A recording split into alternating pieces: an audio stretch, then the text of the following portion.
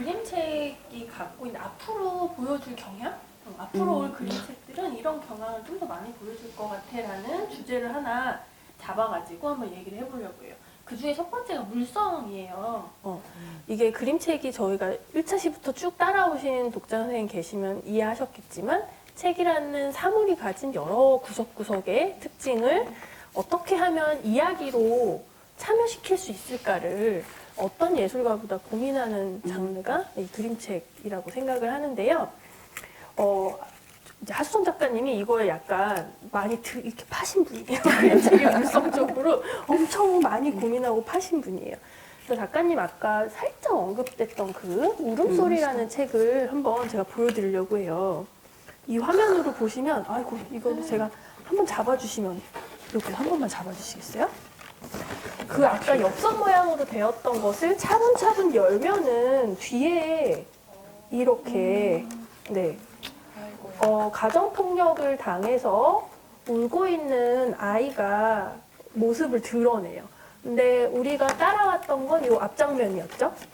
펼침이라는 그 행위를 통해서 점점 먼 곳에서부터 가까운 곳으로 다가오는 그 경험을 한 다음에 뒷장을 딱 보면 이제 울고 있는 아이가 보이게 설계를 한 그런 책이죠. 그래서 우리가 알고 있는 보통의 일반적인 펼침면 구조가 아닌 책이에요. 그래서 이렇게 박스에 담겨 있답니다. 책인데. 그렇고요. 그리고 파도는 나에게도 좋아하시는 분들 되게 많으세요. 이거 아까 앞에 우리가 그 내용적인 측면에서 언급했듯이 뭔가 일상에 지치고 갑갑했을 때 바다를 만나러 가서 무언가를 털어내고 오는 그 과정을 다뤘는데 중반부에 이런 장면이 나와요. 이게 혹시 보이시나요? 이렇게 종이가 여러 겹으로 되어 있고요. 이게 종이 질을 약간 트레팔지라고 하죠. 반투명지. 이걸 쓰셨는데 이 소리가 이 넘길 때 소리가 저는 파도가 밀려오는 소리처럼 들리는데 이게 의도하신 거죠? 네.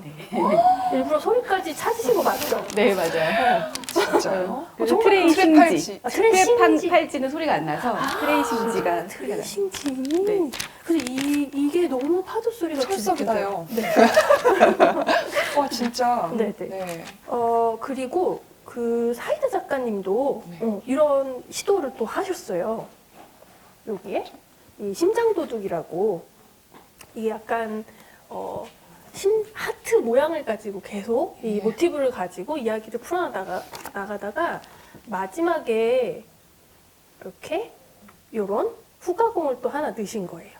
여기는 자 여기 오다 주었다 하면서 하트를 탁 던져주고 끝나거든요. 그래서 앞에서부터 내가 봤던 그 하트가 결국은 독자인 나를 향한 하트였다는 거를 이해하고 갑자기 이제 심쿵하는 그런 경험을 하게 여기서 이렇게 연출을 하셨고요.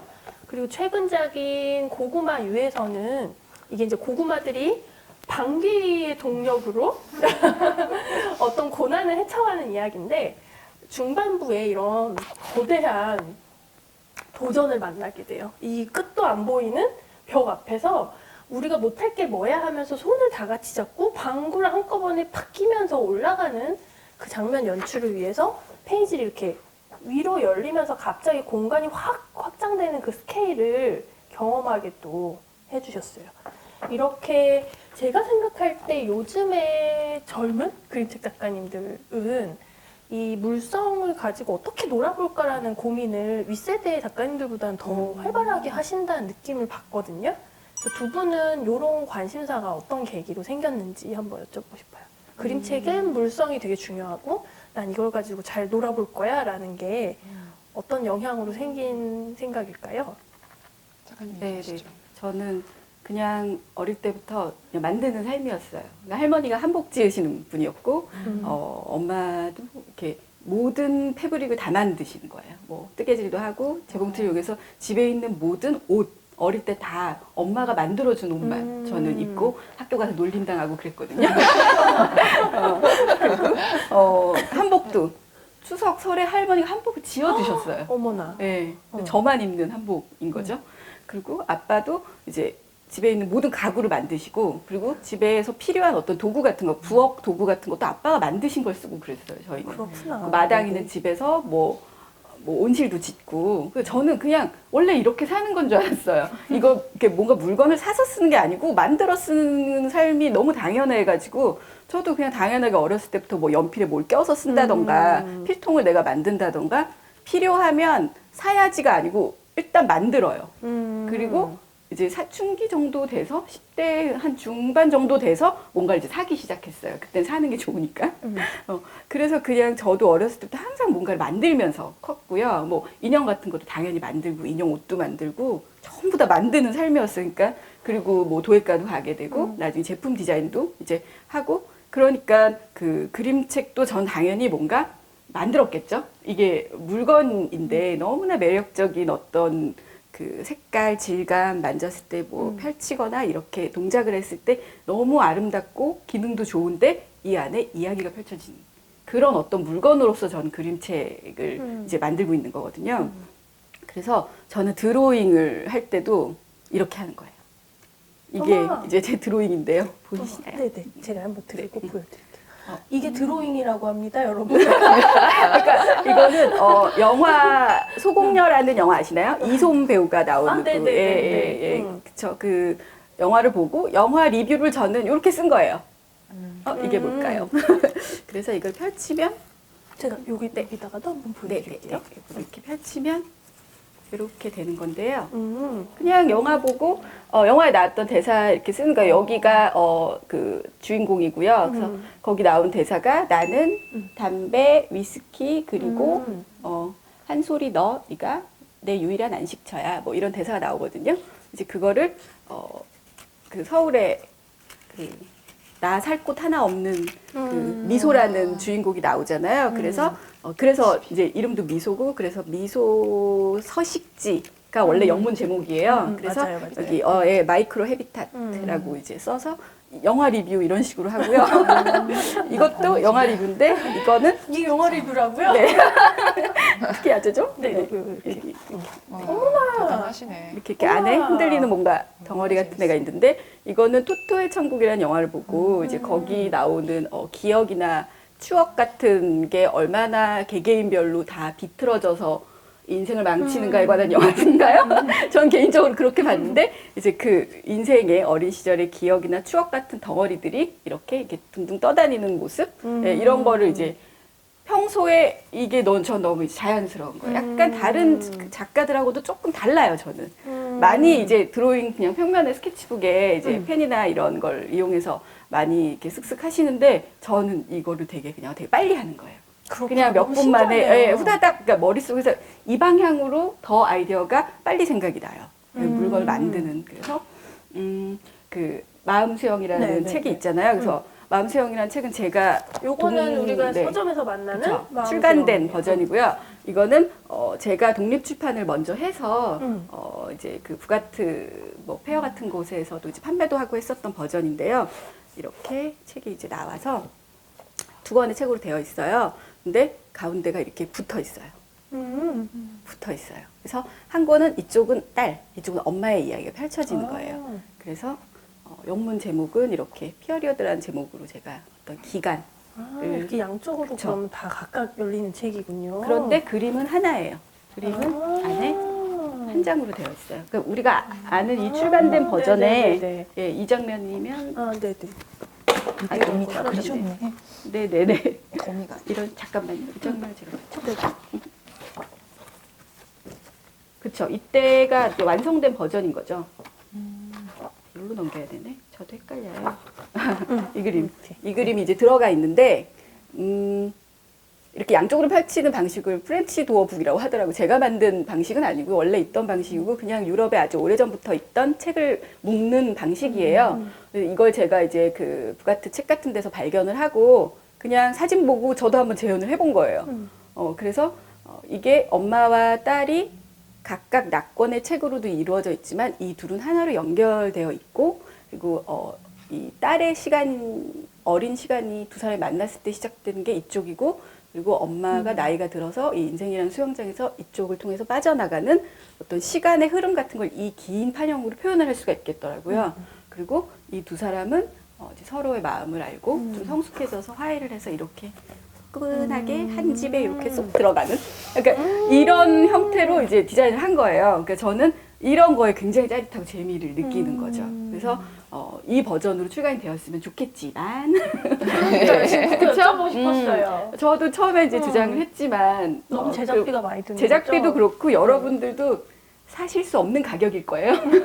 저는 참고로 이거 10만 원 넘게 팔았거든요. 그렇구나. 예, 근데 그것도 굉장히 낮춰서 정말 재료비만 받고 판 그런 거라 예, 이걸 아마 대량 제작을 대량 하게 돼도 제작하려고 사람이 손으로 그렇구나. 만들어야 네네네. 되고 자동화를 할 수가 없어요. 예, 그래서 아마 그런 것 같습니다. 그래서 그냥 나는 원래부터 이랬다.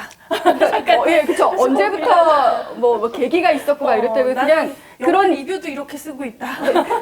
그런 집에 태어나 버렸어요. 사회자 작가님 너무 어떠세요? 하찮아져서 어디서 들어가 있다고 생각하시면 되겠습니다.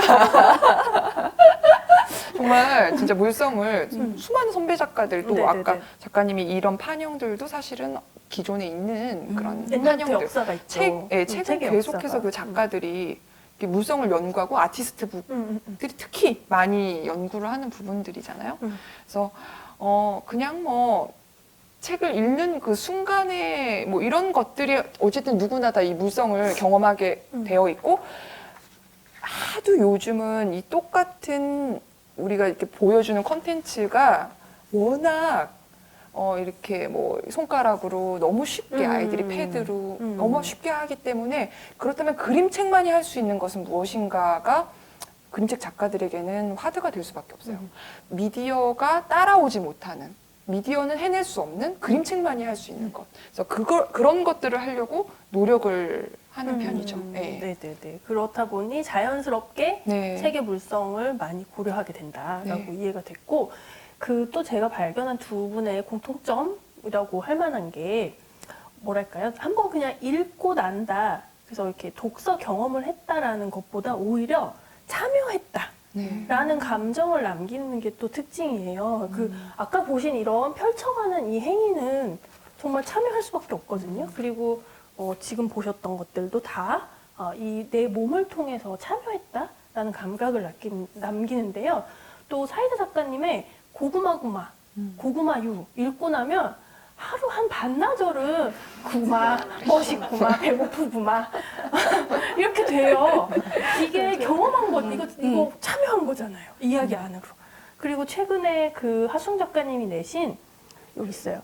답답이와 도깨비. 이게 이제 최신작인데요. 이거 전래동화를 만드신 건데 제 인상적이었던 장면이 뭐냐면 전래동화 중간에 어떤 행동 지령이 나와요. 이렇게. 여기 앞에서 손뼉을 2번 치고 엉덩이를 실룩하고 이러면서 이 지문이 나와서 지문을 읽고 있으면 왠지 그 행동을 해야 될 것 같은 느낌을 받게 되고요. 실제로 어린이 독자들이 이거를 따라서 춤을 추고 그걸 또 영상을 녹화해서 인스타에 올리는 지금 그 문화가 생기고 있어요. 너무 챌린지. 재밌어요. 챌린지처럼 진짜. 그래서 이 두 분한테 여쭤보고 싶은 것들은 이렇게 제가 느낀 바, 그러니까 그냥 독서하고 끝났다가 아니고 어떤 경험을 함께 체험했다라는 감각을 남기고 싶었던 게 두 분의 정말 의도한 바였는지, 왜 그렇다면 그걸 의도했는지 이것도 여쭤보고 싶고, 이게 어린이 독자이기 때문에 좀 더 그걸 의도하신 면이 있는가? 이런 것도 좀 궁금했어요. 그렇죠? 어린이 독자, 저는 좀 어린이를 많이 생각하는 편이긴 한 것 같아요. 그리고 또 어른도 사실은 어린이라고 생각을 하고 또 어린이도 곧 어른이 될 거라고 생각을 하기 때문에 이 참여라는 말이 정말 좋았던 것은 저는 이 그림책이 약간은 연관 검색어가 되기를 바래요. 아이들에게. 그래서 아이들이 예를 들어서 이제 어른이 되죠. 어른이 된 아이들이 고구마를 먹어요. 그럼 어렸을 때 읽었던 고구마구마 이게 되는 거죠. 그리고 보통 고구마 먹을 때는 찬바람이 스산히 부는 가을철 약간 우울할 수 있어요. 그때 고구마를 먹어요. 그때 착 열면서 빛나구마. 아 나도 참 그렇지. 그런 어떤 연관 검색어에 꼭 이렇게 고구마와 이렇게 짝이 돼서 그런 거를 사실은 궁극적으로 바라고 있거든요. 그래서 그런 참여나 언젠간 이것이 연관돼서 아이들이나 또는 어른에게 어떤 그런 긍정의 영향을 미치기를 바랍니다. 사실은 그런 점에서 저는 그림책이 너무 좋아요. 긍정의 역할을 주는 것. 맞아요. 편집자들도 그걸 바라더라고요. 보면은 우울하게 가는 거는 사실 되게 싫어해요. 우울하게 가더라도 어쨌든 희망의 일말의 빛. 희망은 또 남겨둬야 하는 돌기를 게 바라고. 예. 그림책 장르의 어떤 문법 같은 네. 거죠. 근데 저는 그게 꼭 너무 갑갑할 수도 있을 것 같은데 그게 나쁘기만 한가라고 생각하면 저는 그렇게 생각하진 그쵸. 않는 것 같아요. 뭐 안 그래도 되지만 그렇지만 뭐라 그럴까 어느 한 장르라도 그런 맞아요. 거 담당하고 있으면 아니 좋잖아요. 이렇게 많은 문화계 예술계에서 그 부분을 약간 뭐랄까 경시하는 게 좀 그럼요. 있잖아요. 너무 희망을 말하면 유치하다고 하거나 성급하다고 말하는데 왜 그걸 말하면 안 되는지 오히려 저는 질문하고 싶을 때가 좀 있었던 것 같아요. 네. 그런 얘기하면 진지하지 못하다고 취급당하는 게 이상해요. 갑자기 분노했네요. 네, 작가님 얘기 한번 들어볼까요? 네네. 저는 이제 이 답답이와 도깨비는 옛 이야기를 이렇게 현대식으로 맞춰서 좀 변환을 하면서 이 책만은 전 어린이 독자를 딱 겨냥을 하고 만든 책이에요. 그래서 처음에 이 책도 전 참 좀 약간 좀 지지고 뭉개는 사람인가 봐요. 저 책도 10년이 넘게 걸렸어요. 아 진짜요? 그러니까 힐스라는 제가 그 교육기관을 좀 네네네. 다녔다고 했잖아요. 그러니까 그때 그 유치원 과정을 거치면서 그림책 유치원을 거치면서 이제 만들었던 거예요. 그때는 정말 재미가 없었죠. 그리고 투고도 했는데 거절당했어요. 네, 그 경험을 하게 해준 책이에요. 그 책이. 그래도 결국 책으로 나온다는 그렇죠. 게 놀랍네요. 후역 10몇 년이 걸려서 저는 할 때까지 하면 됩니다. 그래서 저 책을 이제 중간에 엄청나게 변화가 있었는데 네네네. 정말 대놓고 애들을 한번 웃겨보자. 애들이랑 한번 놀아보자. 그러니까 그렇게 되려면 저 자신이 좀 유쾌해져야겠죠. 그래서 제 텐션이 올라올 때까지의 시간이 오래 걸린 거고요. 그 시간 내내 제가 저 책을 붙들고 있었던 건 아니고요. 제가 좀 많이 밝아지고 이제 양지로 올라온 다음에 이제 다시 작업을 해서 이건 대놓고 한번 웃겨봐야겠는데 어떻게 하면 좋을까 하다가 이제 그 답답이란 주인공이 뭔가 자기가 좋아하는 것을 얻기 위해서 몸으로 움직여서 노동을 해서 얻어요. 1년 동안 노동을 해서 그 노동에 대한 대가를 1년 만에 마치 도깨비가 선물을 주는 것처럼 해서 이렇게 딱 마법 한 방울 딱 넣어서 봤는데 이 과정을 저는 독자들도 같이 느꼈으면 좋겠다고 생각을 해서 이 뭔가 이 답답이가 잘 됐으면 좋겠는 마음 같은 거를 독자들이 같이 막 이 주문을 외우면서 몸을 동작을 해서 춤을 추면서 도깨비한테 같이 빌어주는 거예요. 그러면 도깨비가 얘다 하고 이렇게 딱 주는 약간 요런 구성을 넣고 싶어서 주문처럼 하고 약간 무슨 강강수월래 같은 느낌도 넣고 뭐든지 이렇게 동작 이거를 그래서 저는 이제 어린이 대상으로 만들었는데 그 인스타에 올린 거 보셨다고 하셨는데 이게 어른분들이 하신 게 또 있어요. 그걸 저도 동영상을 봤는데 뭐 부모님일 수도 재밌어요. 있고 선생님일 수도 있는데 같이 양육자하고 아이하고 같이 그쵸. 같이 놀기 막 집에 가면 쓰고 막 춤추시는 거 올리시더라고요. 담요 이렇게 펴놓고 춤추고 막 이런 거 올리는데 제가 생각해본 것보다 훨씬 더 격렬하게 하시는 거예요. 그래서 너무너무 감사하게 보고 있습니다. 작가의 의도가 의도보다 통했구나. 네네. 훨씬 더 격하게 즐겨주고 계세요. 네. 네네.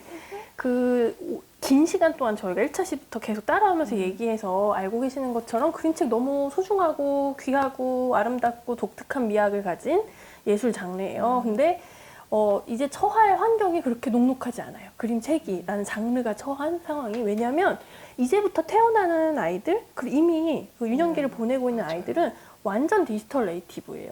나면서부터 액정이 바로 옆에 있었어요. 그래서 모든 소통과 이런 것들이 디지털 세상에서 하는 게 훨씬 더 편한 친구들이거든요. 근데 그런 아이들을 향해서 계속 책을 우리는 만들어야 되니까 어려움이 좀 생길 것 같은데요. 일단 질문하고 싶은 게 한 상상을 해보고 싶어요. 2050년쯤의 어느 날인 거예요. 2050년. 지금으로 30년 뒤에. 그때 그림책은 어떤 모습일 것 같으세요? 저는 일단은 컨텐츠에는 변화가 없을 수 있죠. 그렇죠? 그렇지만 그걸 담는 그릇은 바뀔 수는 있다. 그래서 되게 재밌을 것 같아요. 어떤 점에서는. 이런 거 가상현실 VR 같은 거 끼고 싹 들어가가지고 정말 몸으로 참여할 그럼 수 있고 고구마 막 그리고 막 걔가 소리 내고 막 그러면서 너무 재밌을 것 같아요. 예, 어떤 점에서는. 네네. 그래가지고 내 그림책이 어떻게 그런 현실 속에서 막 펼쳐지는 건 어떻게 될 수 있을까? 뭐 그런 생각도 많이 해보고 할 수 있는 그런 기술들이 생기는 것은 되게 환영할 부분이라는 생각이 듭니다. 그렇지만 그래도 내가 그랬지 그러면서 다 만져가면서 또 좋아할 수도 있고요. 두 가지를 다 즐기겠죠. 네네네. 작가님 어떻게 생각하세요? 근데 약간 말씀해 주신 그런 기술 같은 건 미래가 아니고 이미 지금 다 일어나고 네. 있는 일이고. 근데 이제 상용화가 되겠죠. 그렇죠. 네. 그러니까 미래는 이미 왔는데 받아들이는 사람에 따라 시차가 있는 것 같아요. 그래서 그런 그 AR이나 VR을 너무나 가깝게 활용하고 즐기는 계시는 분도 분들이 계시죠? 지금 굉장히 많이 계실 것 같고요. 전 세계에. 그리고 그게 이제 뭐 나하고 맞지 않아 하고 약간 좀 거리를 두시는 분들도 있겠죠. 근데 저도 마찬가지로 이 양쪽이 같이 갈 것 같아요. 그래서 저는 또 이거 만지는 물성 또 굉장히 중요하게 생각하는 사람인데, 근데 전 또 새로운 기술 혁명 이런 것도 되게 좋아하거든요. 네, 그래서 뭐 AR로 뭔가 이렇게 변하고 가상, 증강현실 같은 그런 거에 뭐 이렇게 적용되는 게 마치 게임인 것 같아서 뭐 이게 책의 서사가 아니야라고 생각할 수도 있는데, 네네. 저는 그게 기술이 조금 더 정교해지면서 그게 구현이 될 거라고 봐요. 그래서 마치 우리가 책을 읽어서 독서를 해서 뇌에서 어떤 전파 같은 게 바뀌는 거하고 왜 저희가 화면을 통해서 게임을 하면서 이렇게 뇌파가 뇌가 바뀌는 바뀌는 거랑. 거하고 다르잖아요. 네네. 근데 그게 어느 순간은 거의 일치에 가깝게 실제 독서를 하는 것 가깝게 이루어질 거라고 생각을 해서 저도 되게 기대가 돼요. 말씀하신 것처럼 훨씬 더 그렇게 몇십 년 후가 되면은 그런 기술은 뭐 식은죽 먹기 아닐까요? 제가 하는 일이 아니니까 그냥 막말합니다. 네, 그래서 허라는 영화가 있잖아요. 네네네. 네, 그 영화에 보면은 책의 미래가 좀 나오긴 하죠. 책은 거의 사라졌고 이런 종이책 한 권이 그냥 개인이 신청해서 사고 싶은 사람만 딱 신청을 하면 인쇄가 돼서 집으로 배달이 오는 약간 그런 형태고, 이런 종이책은 없는 상태의 근미래예요. 그 영화를 봤을 때 저도 좀 절망적이었거든요. 우리 별이 사라지는 것 같고 내 책의 미래는 없는 것 같고 굉장히 그래서 고민을 오히려 더 많이 했어요. 어떻게 하면 이 실제 물성의 책을 유지를 하면서 이 기술에도 적용이 될 수 있을까 같은 고민을 제가 그렇게 열심히 합니다. 그래서 오히려 그림책이 이 책이어야 되는 이유, 종이로서의 책이어야 되는 이유 같은 게 저한테는 지금 가장 큰 고민거리고 제일 열심히 고민해요. 반드시 이게 종이책이어야만 되는 이유 한 가지 이상을 꼭 넣고 있어요. 책을 만들 때마다. 맞아요. 네, 그게 안 들어가면 제 기준에 무효. 이런 그림책이 나올 필요가 있나라는 거를 꼭 고민을 해요. 네. 이게 지금 2021년을 사는 그림책 작가라는 직업을 가진 분의 고민이에요. 이럴 수밖에 없는 시대를 지금 살고 계시니까 내 곁에 있는 작가들이 이런 고민 하겠구나, 이 시대하고 어떻게 소통하고 발전시킬지 고민하겠구나 생각하면서 들어주시면 더 좋을 것 같아요. 이제 마무리 질문 한 2개 정도만 남았는데요. 너무 감사하게도 최근에 그림책을 재발견을 해주고 막 사랑해주고 적극적으로 표현해주는 독자층이 많이 늘고 있어요.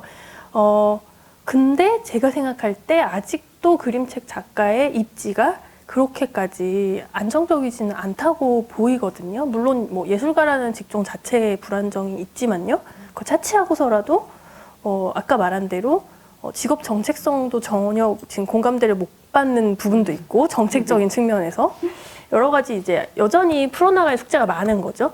근데 두 분께서는 한국 그림책 시장이 좀 더 건강하고 성숙하게 커가려면은 이런 거 좀 필요한 것 같다라고 작가 입장에서 어떻게 생각하시는지 궁금해요. 뭐 많이 알려야 되는 부분이겠죠. 전도가 필요하죠. 전도 여러분 전도하십시오. 네. 그림책 팔 때 2권씩 팔까 봐요. 그래서 한 원은 자기가 받고 내 거. 하나는 남을 주나 무조건 포교를 위해서. 네. 그런 생각이 그냥 갑자기 드네요. 많이 일단 더 많이 알려야 된다. 그러면 뭐 되지 않을까? 그렇지만 뭐 어쨌든 저는 그 남이 안 하는 것을 하는 것에 기쁨이 있어요. 근데 뭐 그래 보여요. 그래서 굳이 알지 않아도 상관없지만 네네. 그래도 많이 알면은 뭐 내가 조금 더 삶이 윤택해지겠죠? 그렇지만 그거를 제외하고는 남이 누가 이걸 알았다고 할 때 약간 매력이 떨어질 때가 있거든요. 홍대병. 그 가운데에 있습니다. 네네네. 작가님은 어떻게 생각하세요? 네, 저는 지금 이제 새로운 그 성인 독자층이 좀 유입이 되고 있긴 하지만 아직도 그분들께는 그림책이 어쩌면 존재감이 없는 장르일 수 있겠죠. 그래서 저도 제가 보기에도 그림책 공백기라는 연령대가 확실하게 있는 것 같아요. 그래서 어린 그 유아층 그리고 어린이층에서 이제 신나게 보다가 10대가 되면은 그림책 보면 애기 같은 거죠. 난 다 컸는데, 나 12살인데 그림책, 그래서 약간 글에 대한 허상이 있는 나이거든요. 그래서 글씨 많은 책, 이런 것만 봐야 해. 그래서 그때가 딱 인격이 형성되기 시작할 무렵이잖아요. 그게 쭉 가버리는 거예요. 그래서 20, 30대에는 그림책 보면 안 되는 나이대인 것처럼 그러다가 40대쯤 돼서 이제 부모 세대가 되어서 이제 아이에게 책을 읽어줄 그때 다시 또 재진입을 하는 거예요. 그리고 그때 진짜 그림책의 매력을 느낀 성인 독자층이 지금 많이 늘어난 상태인 것 같아요. 그렇다면 이 잃어버린 그 20년을 어떻게 할 것인가. 그림책 공백기 이 연령대를 메꾸기 위해서는 저는 이제 한날 한시에 뭔가 암암리 약속을 하고 동시에 뭔가 팍 하고 운동을 해야 될 것 같아요. 그러니까 작가랑 출판사랑 서점이랑 이렇게 문화 기획하는 이런 행사 같은 게 어느 날 갑자기 당연했던 것처럼 그림책 다 보는 거 아니야? 막 이런 식으로 뻔뻔하게 뭔가 무슨 어떤 짓거리를 해야 될 것 같아요. 그래서 예를 들면은 그냥 청소년 딱 그 힘든 지금 입시에 제 딸이 지금 고등학생이거든요. 그러면 K 입시에 지친 고등학생을 위한 그림책 같은 게 굉장히 많은 거죠. 서점에 갔는데. 맞아요. 그럼 당연히 그걸 보지 않겠어요. 노출이 되니까. 그리고 온라인 서점에도 그렇게 카테고리가 막 되어 있고 그리고 출판사에서도 이런 책 10대 청소년을 위한 그림책 내줄 작가 막 찾고 있고 그리고 뭐 20, 30대 뭐 사회초년생을 위한 어떤 그림책 이게 그림책 형식으로 되어 있지만 자기계발서일 수도 있거든요. 그리고 과학책 많이 있지만 그런 식의 전문 서적일 수도 있고요. 그래서 그림책이 하나의 독립된 장르가 되고 이 잃어버린 이 20년을 메꾸기 위해서는 모든 그 곳에서 다 같이 해야 되는 것 같아요. 그 큰 대형 서점이 뭐 먼저 움직여주면 참 고맙겠지만 그분들은 이제 잃는 게 많으니까 그런 약간 그 실험적인 위험한 그 매출이 떨어지는 시도 같은 거 하지 않으시겠죠. 네, 그러니까 이런 시도를 가장 열심히 하는 게 작가거든요. 사실 맞아요. 작가들이 성인 대상이나 20, 30대를 위한 그림책 정말 많이 기획해서 내는데 한 방울의 빛도 못 보고 많이 사라져요. 거기서 좌절을 해서 지금 우리가 보고 있는 그림책 형태만 나오고 있는 거예요. 그런 흔한 주제만. 그래서 저는 이제 작가 입장에서 제가 할 수 있는 게 이제 그런 분들을 대상으로 한 또 더 그런 연령대 분들에게 매력적으로 다가갈 수 있는 주제 같은 거 계속 이제 시도를 해야 되는 거죠. 네네네. 저도 이제 신박한 주제 네네. 계속 찾고 있습니다. 잃어버린 20년 여기를 기억하고 있어야 될 것 같아요. 너무 정치표 같아요. 잃어버린 20년. 네, 마지막 질문인데요. 저희가 이제 오늘 그림책 사랑하는 독자분들 많이 모이셨어요. 그리고 이게 프로그램의 주제가 그림책 리터러시예요. 그러니까 잘 읽어내는 문해력을 갖고 싶기 때문에 지금 강의도 듣고 여기까지 와주신 거거든요. 그래서 작가 입장에서 이런 독자분들을 향해서 그림책 독해력 이렇게 하면 좀 더 잘 길러질 거예요. 마지막에 실용적인 팁은 하나씩 남겨주고 가시면 어떨까요? 그림책 독해력이요? 그림책에는 특별한 독해력이 필요한가요? 필요하다고 생각해요, 저는. 네, 근데 이제 한 번 읽을 수는 없는 책이기는 분명하죠. 그렇죠? 여러 번 읽어야 되는지 비로소 오늘도 저는 읽었다고 생각했는데 또 작가님 보여주는데 깜짝깜짝 놀라면서 어머머머 이런 부분들이 있으니까 그런 부분들이 있는 것 같고 저는 이 얘기 되게 위험할 수도 있겠다. 사실은 작가님은 영화 우리가 되게 시각적인 걸 많이 보고 아이들도 되게 시각적인 거에 많이 노출돼 있다고 네네네. 생각하거든요. 저는 근데 사실은 글만 있는 걸 많이 봐요. 영화를 대신 그냥 그 책을 먼저 보는 편이거든요. 네네네. 근데 내가 근데 어떻게 이게 그림책을 그릴까에 대해서 생각했을 때는 사실은 그림이 없을 때 상상하기는 더 쉬운 것 같아요. 상상력이 더 커지기에는. 예. 네. 그렇지만 이런 비교도 또 되죠. 그림책을 통해서 나의 상상과 또 다른 남의 상상을 들여다볼 수도 있고. 그래서 그런 수많은 저는 그림책만 보라고 얘기하고 싶지 않아요. 그래서 네네네. 수많은 글자만 있는 책도 그 안에서 상상할 수 있게 하지만 진짜 아까 막 AR이라든지 그런 이런 매체들은 사실은 되게 상상력에는 되게 위험한 것이 아닐까. 그렇기 때문에 여러분들이 어떻게 보면 그림책이 꺼져가는 촛불이 아닌가. 책에 촛불같이 후불면 꺼질 수 있지 않을까라는 생각도 있을 수 있겠지만 이런 책들을 통해서 저는 그 계속 발전할 수 있는 상상력은 분명히 그곳에서 올 거라는 생각을 합니다. 네. 그럼 일단은 그림책에 국한하지 말고 다양하게 보고 네. 나의 상상을 그러니까 차단하는 것들로부터 좀 멀어지고. 네. 뭐든지 다 주는 거를 피해야 돼요. 아, 이거 되게 중요한 얘기네요. 네. 모든 게 다 있는 것을 피하고 막 뭐가 요즘에 없는 막 것을 소리도 해라. 나고 요즘에 막 막 지금 체감 의자도 흔들리고 흔들리잖아요. 맞아요. 슈퍼지고 막 이렇게 네. 너무 다 주는 감각을 다 주는 게 아니라 어떤 감각은 진짜 닫아놓기도 하고 그렇죠. 그랬을 때 좀 소리 하나 없는 책이 소리를 느낄 수 있는 것처럼 그렇죠.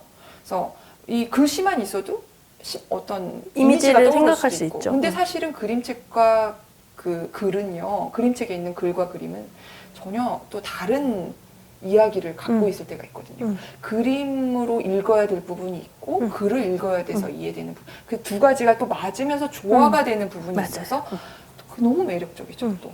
그래서 좀 떠날 수가 없어 그림책.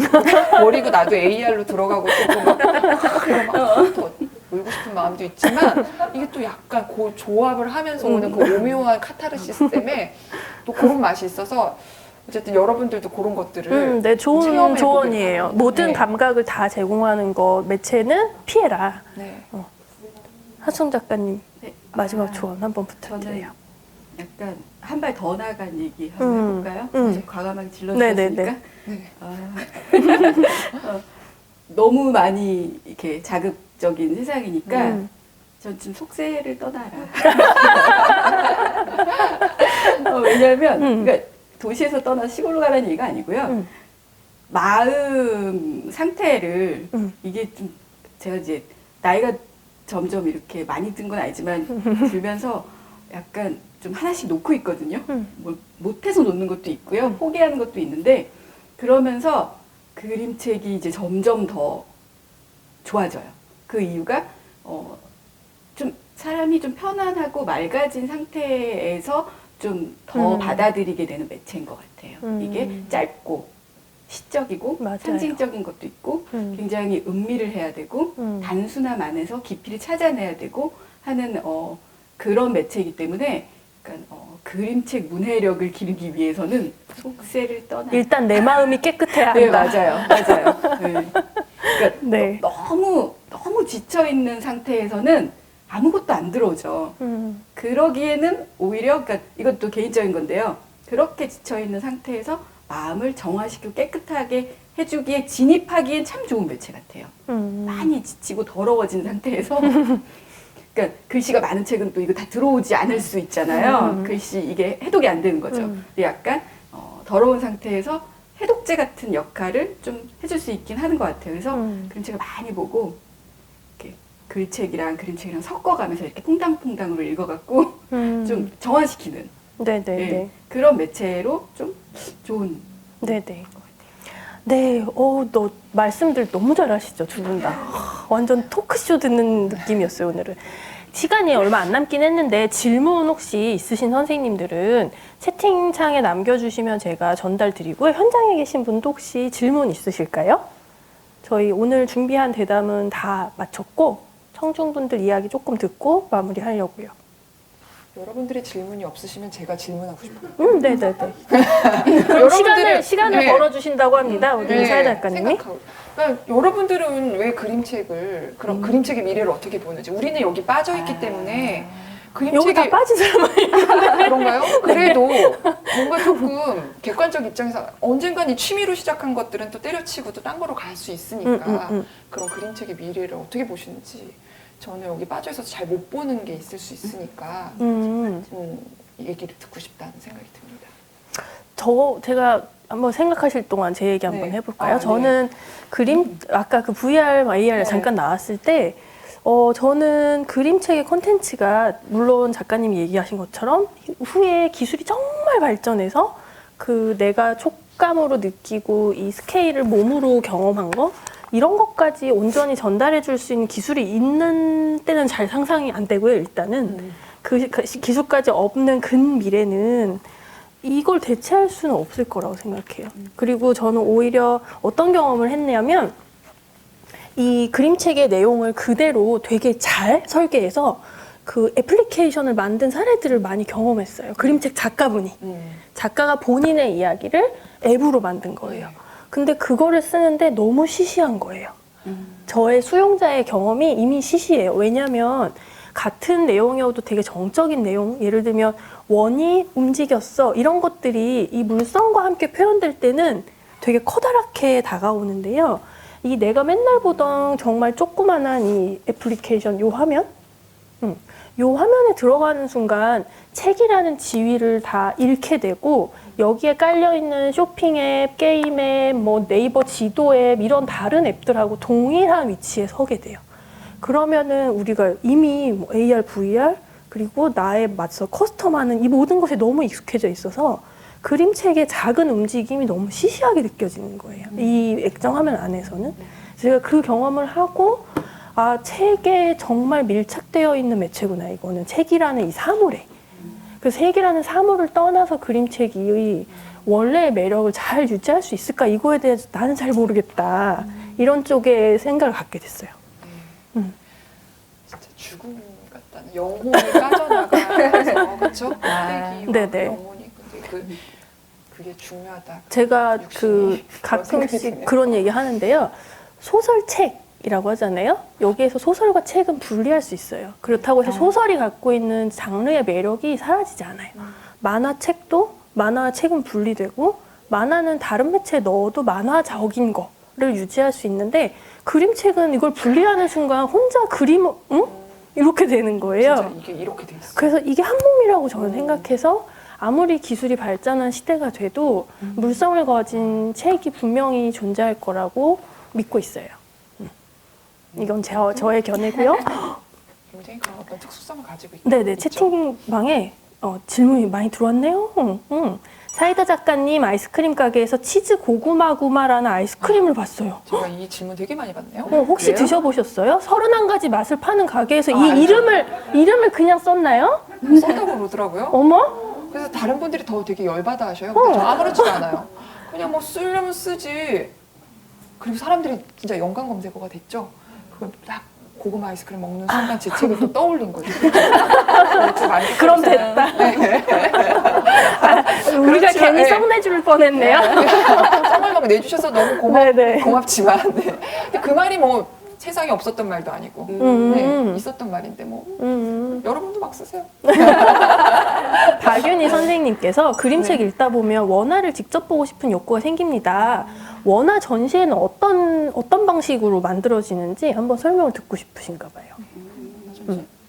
저도 이 그림책에 지금 이렇게 나와 있는 그 그림이 전부 100% 원화는 아니에요. 저는 이거 파란색이지만 사실 흑백으로 그리거든요. 연필로 진짜요? 종이에 그려서 우와. 예를 들면은 종이에 버드나무 따로 그리고요. 얘 따로 뭐 이런 식으로 다 그려서 합성을 해요. 그리고 파란색으로 변환을 시킨 다음에 이제 포토샵에서 채색을 넣는 거예요. 예, 그런 그렇구나. 방식을 그러니까 저는 거의 비슷해요. 그래서 원화전이라는 건 전 이제 있을 수가 없겠죠. 근데 처음부터 끝까지 스케치부터 이제 완성된 그림까지 다 원화로 그리시는 작가님도 많이 계시죠. 맞아요. 근데 요즘엔 약간 작가님도 그래픽 사용하시잖아요. 예, 약간 섞으세요. 근데 이게 좋아요. 이게 진짜 우리가 미래를 대비한 거예요. 아, 그래요? 얘 움직이고 나중에 그런 거 해야 되잖아. 그쵸? 레이어가 다 떨어져 레이어가 다 있어야 떨어져 있어야지 움직이니까. 네. 아주 잘하고 계십니다. 저도 원화가 별로 없어요. 아, 원화 전시는 보통 그냥 그 아, 네. 공간에서 먼저 제안을 주실 때가 막 많죠? 구리구리한 조각들을 막 보여줘요. 그거라도 보시라고. 아. 이렇게 조각을 냈다고. 네, 네. 저도 그래요. 김혜중 선생님이 세상이 복잡해지고 마음이 많이 지치기 때문에 성인들도 점점 그림책을 많이 찾지 않을까 생각하신다고? 그리고 그림으로 표현하는 것들이 영상 세대에게는 많이 어필하는 부분이 있을 거라고 생각한다고 하세요. 그리고 황정윤 선생님 질문인데요. 클럽하우스라는 청각 기반 소셜 미디어에서 사람들하고 교류하고 계신데요, 지금. 그래서 청각 기반이다 보니까 시각장애를 가지신 분들이 의외로 많이 거기서 활동을 하신다. 아, 그래서 하 작가님의 파도가 나에게를 보면서 그런 분들에게 그림 묘사로 읽어드리는 시간을 갖고 싶다는 생각이 들었어요. 그리고 더불어 사이다 작가님, 다양한 것들에 대한 우리가 놓치고 있는 대상에 관심을 보여주셔서 감사합니다. 이렇게 하셨고요. 혹은 여러 장애나 노령화 인구도 늘어나고 있는데 이런 것들을 고려해서 지금 고민 중이신 작업이 있으신지 질문이 있었고 소리 자극을 담은 그림책이 혹시 또 있다면 소개를 부탁한다고 남겨주셨어요. 노령 뭐 하고 계시지 맞아요, 않으세요? 맞아요. 네. 그리고 응. 또 질문해 주신 것처럼 응. 파도는 나에게가 이제 오디오북으로 이 출판사에서 진행하는 건데 오디오북으로 지금 다 오픈이 됐는지 모르겠는데 출판사에서 운영하는 그 앱 안에 오디오북으로 들어간대요. 그렇구나. 그래서 이제 저한테 네네. 이제 그 의논하는 연락이 왔었는데 저도 너무 궁금한 거예요. 도대체 파도는 나에게가 오디오북으로 어떻게 될런지 네, 굉장히 지금 막 성의를 가지고 막 준비하고 계셔서 좀 네네. 기대되고요. 그리고 이제 그림책 대상 연령층이 굉장히 확장돼야 된다고 우리 계속 얘기하고 있잖아요. 그래서 제가 하는 노력 중에 이제 하나로 저도 저의 미래를 생각하는 거죠. 내가 나이 들었을 때 볼만한 책이 뭐가 있을까? 그래서 노인이 주인공으로 나오는 책을 이제 해야겠다는 저 지금 이제 혼자 사는 할머니. 나 나중에 딱 그런 할머니 될 것 같거든요. 아파트에 혼자 사는 할머니. 도시에 숨어 있어요. 그런 할머니들 되게 많아요. 보이지 그쵸, 않는 그쵸. 존재감 맞아요. 없는 도시에 숨어 사신 굉장히 노령의 할머니들이 이제 할머니들은 지금 우리 눈에 너무 안 보이는 거지. 맞아. 사실은 다 맞아. 너무 많이 어디 그 요양원이라는 이름 계세요. 속에 또 막 너무 건물마다 이렇게 있잖아요. 요양원이 생각보다 많이 있잖아요. 볼 때마다 어쨌든 저기에 막 다 너무 숨어 계신 힘들어. 거예요. 네. 네. 저도 이제 마음 그런 아픈 어떤 그런 것 중에 하나죠, 그렇죠? 거기에 또 마음이 가는 거예요 이번에. 네. 그래서 그 책을 지금 준비하고 있어서 내년 연초에 봄에 나오지 않을까 이제. 네. 네네네. 혹시 사이다 작가님도 네. 이렇게 우리가 흔히 말하는 뭐 소외된 네. 독자층이 있잖아요. 네. 감각 정보로부터 소외된 분도 계시고 연령 때문에 또 소외되기도 하고 이런 독자를 고려해서 혹시 네. 이렇게 그냥 떠도는 아이디어라도 네. 갖고 계신지 궁금하네요.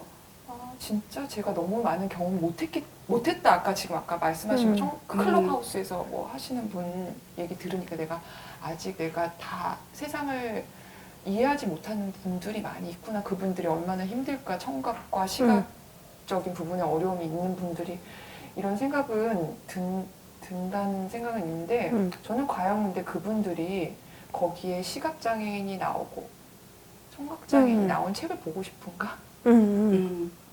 저는 꼭 그렇지 않다고 생각하거든요. 그냥 근데 그분들이 그냥 책을 통해서 그냥 우리처럼 그냥 힐링 될 수 있는데 하지만 그분들을 아무도 모르게 그분들을 위한 배려의 책들을 만드시겠죠. 뭐 글자 없는 그림책이라든지 뭐 이런 것들 그렇죠.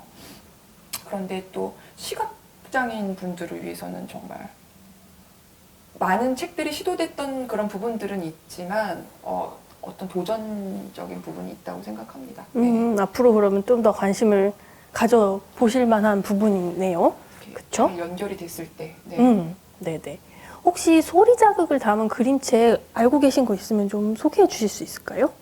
소리를 담고 있는 그림책. 제가 지금 생각나는 건 소리는 아니고요. 다른 촉각인데요. 그 벨기에 작가 아네르보 책 중에 바람은 무슨 색인가요라는 책이 있어요. 이거는 시각장애 어린이한테 실제로 작가가 받은 질문에서 시작된.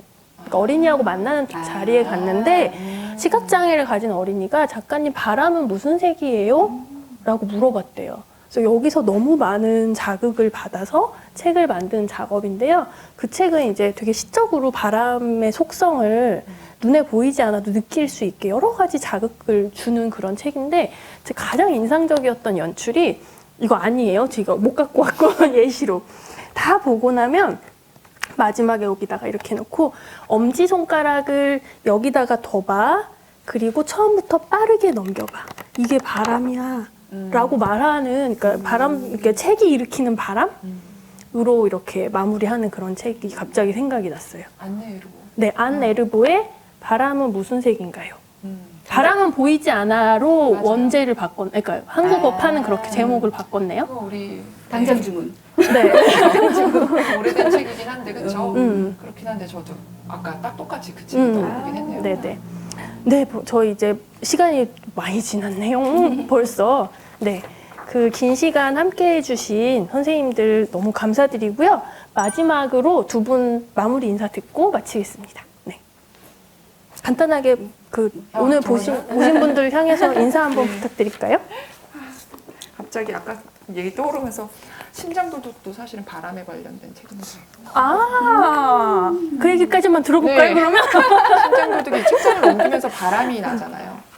그러면서 이 바람, 이 휙 넘기는 게 그렇다, 맞아, 네네네. 맞아요. 예, 넘기면서 이 한 장 한 장 넘길 때마다 그 장에서 이 캐릭터들이 이 읽는 독자와 만나는 거거든요. 그래서 이 독자를 보고 이 캐릭터들은 반하게 돼서 떨구는 거죠. 자신의 심장들을.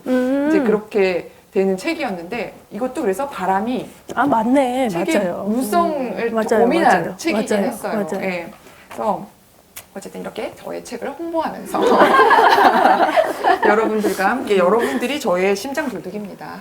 네. 여러분들이 이것을 읽어주실 때 제가 저의 마음을 표현할 수 있고 저의 모든 캐릭터들을 앞으로도 동원해서 여러분들에게 저의 사랑을 전하고 싶습니다. 네. 와, 고맙습니다. 네, 하수정 작가님 인사 부탁드려요. 저도 이제 그림책은 이렇게 책 사이즈가 좀 크니까 그 한 장 한 장에 손을 이렇게 깊숙이 다 넣어서 이렇게 넘길 수밖에 없잖아요. 전 그게 독자가 책을 좀 쓰다듬어 주는 행위 같거든요. 그래서 되게 제가 되게 위안을 많이 받아요. 나 쓰다듬 해주는 것 같고 독자들이. 그리고 또 소리 내서 읽는 경우가 많잖아요. 그러면은 그 가운데 숨이 다 들어가잖아요. 예, 그래서 그 독자의 숨이 또 다 들어가는 것 같아요. 그래서 이런 오늘 같은 행사도 그렇고 또 이제 최희진 작가님이 또 작가분들 인터뷰한 책도 이제 내셔서 네네네네. 네. 그런 식으로 이제 또 다른 시각으로 이렇게 깊게 들여다봐 주시고 그래서 모든 독자분들이랑 저는 좀 같이 작업하는 느낌을 요즘 많이 받아요. 이렇게 독자가 만나는 경우가 많아지면서 그래서 앞으로도 제가 이 독자분들 숨 다 넣어서 열심히 책을 만들겠습니다. 감사합니다. 네, 고맙습니다. 네, 그러면 그 모델 그림책 오픈 스튜디오 호수 프로그램 총 4차시 여기까지 함께 해주신 모든 분들 너무 감사드립니다. 조심히 들어가세요. 고맙습니다.